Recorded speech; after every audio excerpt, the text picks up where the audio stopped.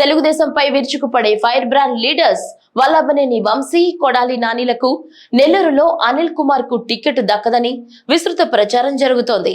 అయితే వీరిలో ఒకరికన్నా స్థానచలనం తప్పదన్న సంకేతాలతో మౌనరాగాలు వల్లిస్తున్నారు. డిప్లొమాటిక్ గా ఉండకుండా అనవసరంగా నోరు జారమా అంటూ మదన పడుతున్నట్లు ఒక వర్గం ఆరోపిస్తుంది. మంత్రి చెల్లిబోయినకు టికెట్ లేదన్న విషయాన్ని కన్ఫర్మ్ చేసి రాజమండ్రి ఎంపీ స్థానం నుంచి పోటీ చేయమని పార్టీ కోరుతోంది. రాజమండ్రి ఎంపీ భరత్ ను రాజమండ్రి అర్బన్ అసెంబ్లీ నుంచి పోటీ చేయించే ఆలోచనలో అధిష్టానం ఉంది.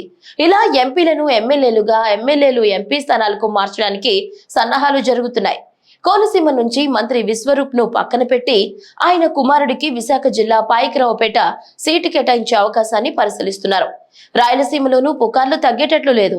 సీఎం సొంత జిల్లా కడపలో మేనమామ రవీంద్రనాథ్ రెడ్డికి సీటు లేదన్న వార్తలు గుప్పుమంటున్నాయి.